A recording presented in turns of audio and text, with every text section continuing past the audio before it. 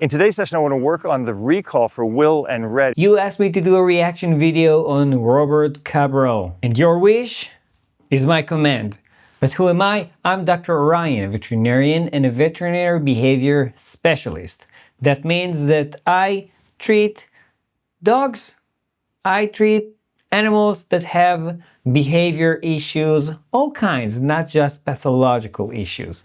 So this is exactly my lane. Let's take a look. In today's session, I want to work on the recall for Will and Red. He had a little bit of an issue in another session we did, so today we're going to touch up on it. We're going to get Will and Red to really dial into their connection and make the recall a motivational recall and something that's fun because you can save your dog's life. Okay, good start. One, he's actually saying that this is not the first session. This is really important because a lot of these videos that I see, it seems like the dog is doing great and really fast and nobody's actually telling you that this is not the first time that they work together. The second thing that I'm happy to hear him saying is that they're gonna work on the dog's motivation to come back and they're gonna make it fun for him to come back. Just kind of distract him, run away from him, or walk away from him and call him to you. Okay. No pressure on the leash at all. Red, come. Oh, that's a good boy. I'm actually also really big supporter of starting to work on recall with a very long leash. Not because I think it helps the training that much, but even for safety reasons, right? You still have the dog on a leash, and it might also help you technically prompt the dog, get the dog to come to you, but only reward him when he actually comes to you. No scare tactics, no excessive force or anything like that. And then away. Good. Okay, looks like the dog is pretty good at staying with his owner, so there's a good bond already. They distracted. Yep. So good. Good. Good. So he understands what we want. So what I'm going to do is I'm going to hold him back here, and I'm just going to hold his line here. Okay. You're going to walk away from him, and you're going to call him. Okay. Hey. Okay, that might be the next step. You just call the dog to you. Come. Oh, what a good boy. Excellent. Hey. Good. That's perfect. You see, he would have dashed down. I know. When you say, what a good boy, you're actually rewarding the dog. So that needs to be done exactly when the dog is doing the right behavior. So in this case, when the dog actually comes to the owner. Did he actually do it? I'm not completely sure. Let's take another look. Come. Oh, what a good boy. Excellent. Hey. Good.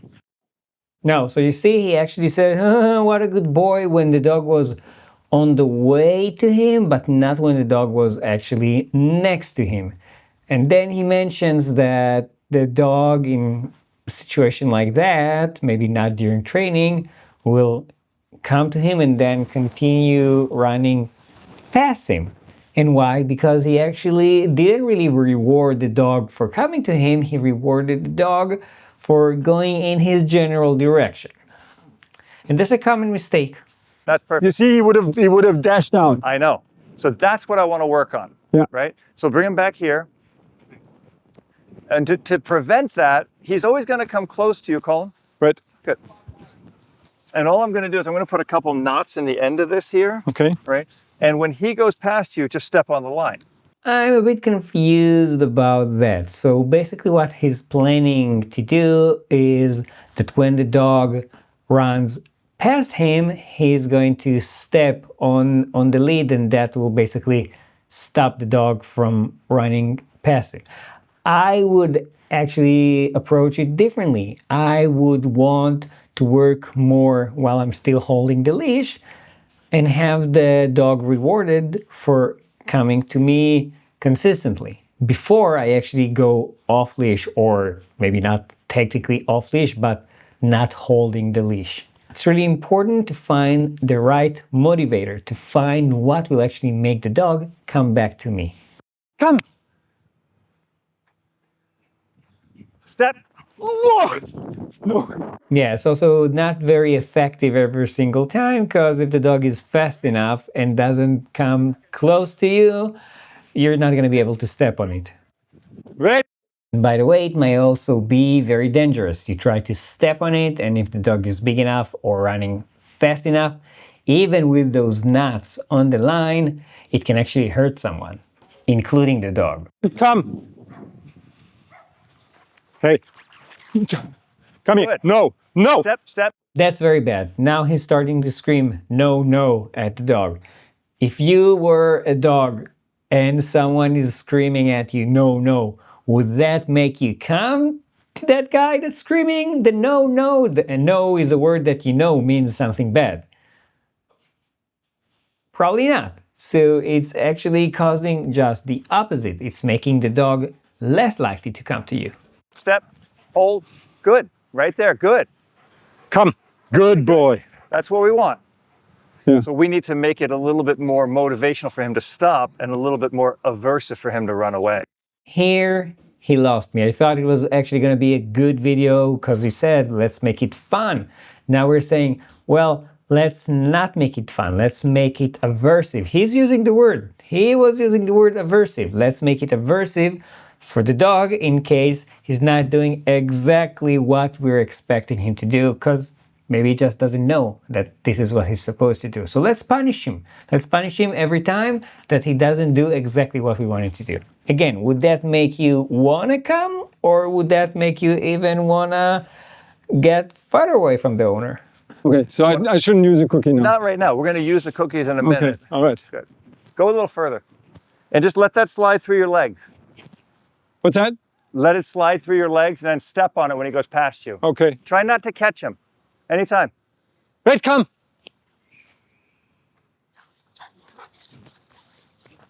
Good. Exactly like that.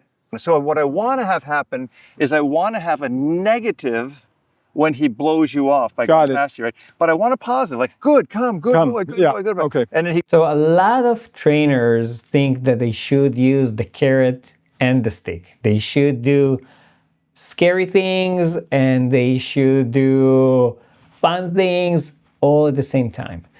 Studies show that this is not the right thing to do because it can actually lead to confusion and the dog gets confused and doesn't want to do what you want him to do. goes, whoosh, step on, no, Okay. boom, come. Step, No. No. So let's analyze it for a second, okay?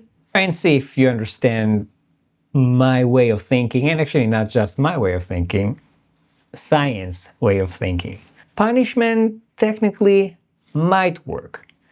For it to work, it needs to be at the right timing and at the right level.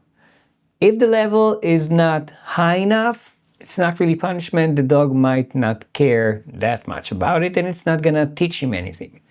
If it's too much, dog is gonna get maybe too stressed and afraid, and then he actually basically shuts down and doesn't learn anything new. And as far as timing goes, you definitely understand that if we punish the wrong thing, then the dog doesn't even create this association, negative association, between the negative thing that he did and being punished. So in this case, if every time that he runs past the owner and only after the owner stepped on the leash, they say no, then what would the dog actually learn that he's not supposed to do? Will he learn that he's not supposed to run past the owners? Or will he learn that he should try and avoid the leash from getting too close to the owners? Or even, because I'm going to show you the video again, the owner is telling him no when he's actually turning back towards the owner, then maybe he's learning not to turn back towards the owner. So you see, even if in theory this punishment might teach the dog something, in most cases it's done incorrectly, and that's the reason why we avoid it. Let's see this video again. Try and see and write it down in the comments below when he's telling the dog no. Do you think that it's the right timing or not? Let's say it again. Step. No. No. Yeah. Ah, No, that's too a good late, boy. good. That's a good boy. Not bad at all. And then he's saying that's a good boy for what? Solid correction. He kind of had it.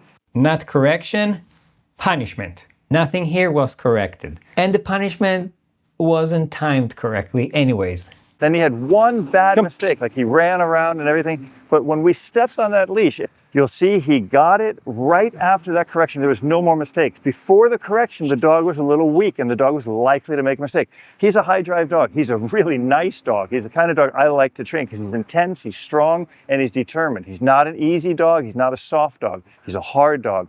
And that dog needs a clear picture of what we want. That's definitely not what he did. The dog didn't get any clear picture. And the dog is not hard.